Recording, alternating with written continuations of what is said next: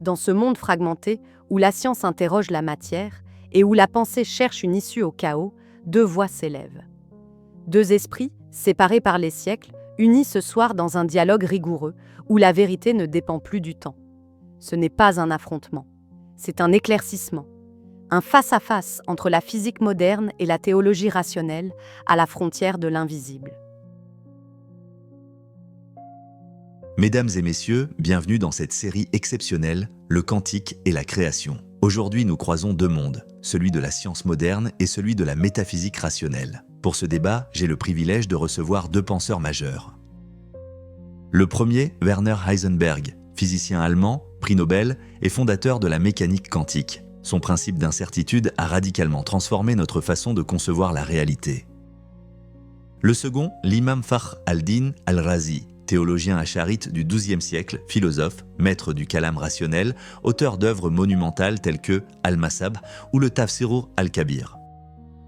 Ma première question est simple mais fondamentale. Peut-on encore croire à un monde régi par des lois causales lorsque la science elle-même affirme que la cause est incertaine ? Maître Heisenberg, je vous en prie. Merci Gabriel. Ce que nous avons découvert au cœur de la matière, c'est un comportement fondamentalement imprévisible. L'électron ne suit pas une trajectoire déterminée. Il existe une probabilité qu'il soit ici ou là, mais aucune certitude. Nous avons dû renoncer à l'idée que tout phénomène est régi par une cause mesurable. La causalité stricte est morte.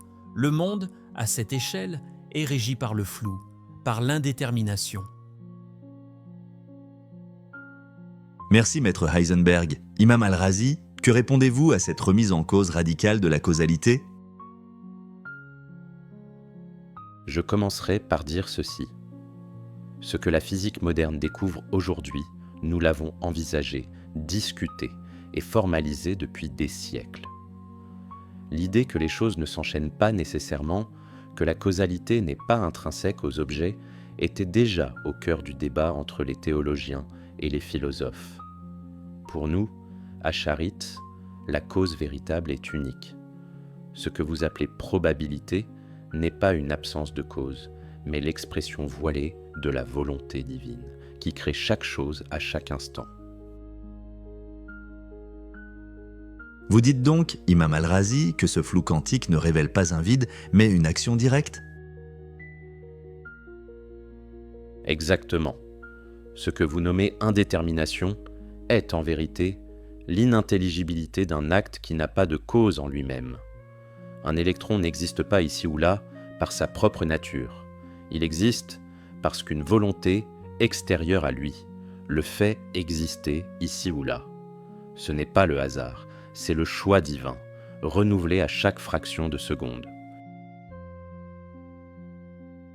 Maître Heisenberg, selon vous, le monde est donc probabiliste. Mais cette probabilité est-elle ontologique ou simplement épistémologique ? Autrement dit, le monde est-il fondé sur l'incertitude elle-même ou bien notre ignorance masque-t-elle une réalité déterminée mais inaccessible ?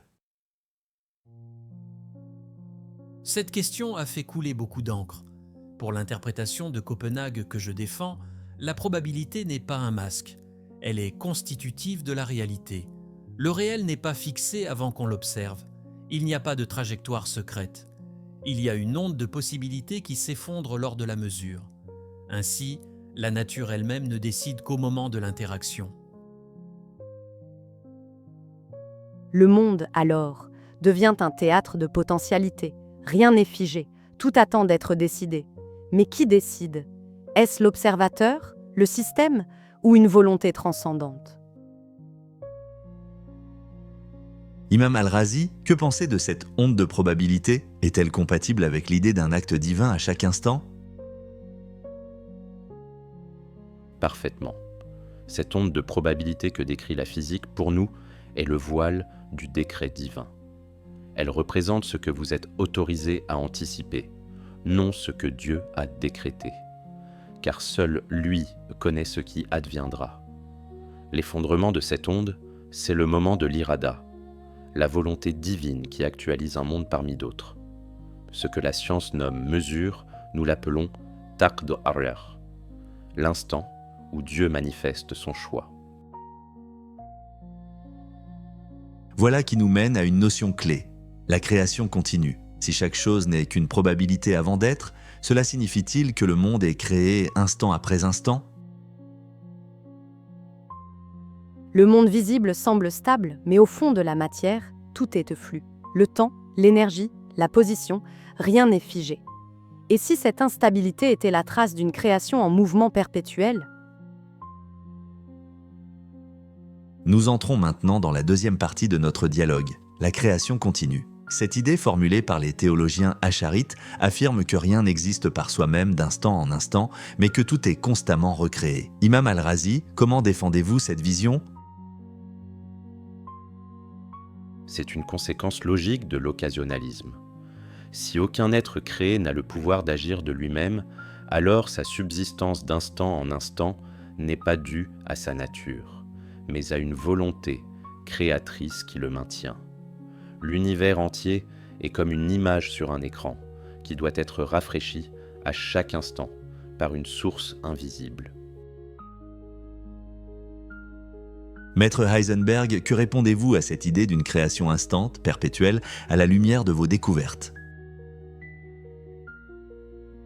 Je dois dire que cela résonne étrangement avec la manière dont les états quantiques s'effondrent et se renouvellent. Le monde ne semble pas continuer comme un fleuve linéaire. Il sautille, il passe d'un état à un autre. Et entre ces états, il n'y a pas de devenir continu, mais une transition brutale, comme si la réalité devait être constamment réinitialisée. Une réalité qui clignote à chaque instant, comme un film projeté image par image, recréé non par les lois de la matière, mais par une décision extérieure. Une décision qui n'a pas besoin de cause physique, une liberté absolue. Imam Al-Razi, certains pourraient dire que cette vision rend la science inutile. Si tout est voulu directement, à quoi bon chercher des lois? C'est une erreur de compréhension. Dieu, dans sa sagesse, a instauré des habitudes dans la création. Ces habitudes sont les lois que la science observe.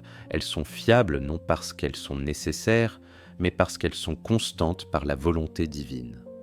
La science étudie le style du Créateur, pas son absence. Maître Heisenberg, cette idée d'un monde reconstruit à chaque instant vous semble-t-elle compatible avec l'avenir de la physique? Je dirais que notre physique devient de plus en plus ouverte à l'idée que la matière n'est pas la réalité ultime. Les champs, les symétries, les fluctuations du vide quantique, tout cela dépasse notre intuition. Rien ne nous interdit, scientifiquement, de penser qu'il existe un niveau fondamental où chaque instant est décrété. Ainsi, la science, en poussant ses limites, redécouvre peut-être la parole des anciens. Ce que la physique peine à nommer, la théologie l'appelle depuis longtemps, le décret. Nous avons parlé de probabilité, de création continue. Il nous reste une troisième question, peut-être la plus délicate. Si Dieu crée tout, que reste-t-il à l'homme? Dans la troisième partie de ce dialogue, nous parlerons du libre arbitre, du kasb et de la responsabilité morale dans un monde où chaque atome obéit à une volonté supérieure. Chaque instant est un recommencement. Si le monde n'est plus un enchaînement déterministe, mais une création continue, alors la question qui surgit est vertigineuse. L'homme, dans tout cela, est-il libre? Ou bien n'est-il qu'un fragment ballotté par une volonté supérieure? Nous entamons à présent notre troisième axe de discussion. Après la causalité et la création continue, il est temps d'interroger la place de l'homme. Maître Heisenberg, selon la vision que vous proposez, y a-t-il encore un espace pour le libre arbitre humain? C'est une question à la fois physique et philosophique. Si le monde est régi par des probabilités, cela signifie que l'avenir n'est pas entièrement écrit. Mais cela ne suffit pas à garantir la liberté humaine. La physique ne dit rien sur l'intériorité. Elle ne décrit que des systèmes, pas des volontés. Imam Al-Razi, la parole est à vous. Comment l'acharisme articule-t-il la volonté divine et la responsabilité humaine? C'est là que notre théologie déploie toute sa subtilité. Dieu crée tous les actes, rien n'existe sans lui. Mais l'homme acquiert l'acte par son intention. C'est la doctrine du kasb. Dieu crée, l'homme acquiert. Il n'y a pas de création autonome humaine, mais il y a responsabilité, car l'intention précède l'acte. Serait-ce comparable, maître Heisenberg, au rôle de l'observateur en mécanique quantique? L'observation ne crée pas la particule, mais détermine le résultat. L'analogie est troublante. L'observateur n'est pas une cause au sens classique, mais il est indispensable à l'actualisation du réel. Il déclenche l'effondrement de l'onde de probabilité. Il ne choisit pas le résultat, mais sa présence est nécessaire. Alors, peut-être que l'homme, dans ce monde où tout est décidé par une volonté supérieure, n'est pas absent du processus. Il est le lieu de l'intention, le miroir de la volonté, l'interface entre le possible et le réalisé. Imam Al-Razi, cette responsabilité humaine suffit-elle à justifier le jugement, la morale, la récompense et la punition? Oui, car l'intention est un choix. Dieu crée l'acte que l'homme a voulu. Il ne le contraint pas à vouloir. Ainsi, le châtiment ou la récompense sont justes. La liberté n'est pas dans la création de l'acte, mais dans le fait de l'avoir voulu. Le kasb est cette articulation parfaite entre la toute-puissance divine et la dignité morale de l'homme. Mesdames et messieurs, ce soir, nous avons traversé 3 rivages. La chute de la causalité, l'hypothèse d'une création continue et la délicate articulation entre volonté divine et liberté humaine. Mais il reste encore des voies, d'autres théories. Everett, Bohm, Penrose, faut-il leur donner la parole? Et si ces divergences étaient, non pas des obstacles, mais des invitations à aller plus loin? Et si le mystère quantique n'était pas une fin, mais un signe, une clé vers un ordre plus profond, où science et sagesse cessent de s'ignorer? Merci infiniment à maître Heisenberg pour sa présence et la clarté de ses apports. Imam Al-Razi, accepteriez-vous de revenir avec nous pour interroger ces autres interprétations et éclairer ce que leur silence ne dit pas? Tant qu'il y a quête de sens, je reviendrai. Car la vérité ne craint pas la pluralité, elle s'en sert pour mieux briller. Merci à tous ceux qui nous ont suivis ce soir. Ce dialogue n'était qu'un commencement. D'autres voix s'élèveront, d'autres perspectives viendront enrichir la réflexion. Car si le mystère demeure, c'est peut-être pour nous inviter à penser plus haut, plus juste, plus profondément. À très bientôt pour la suite.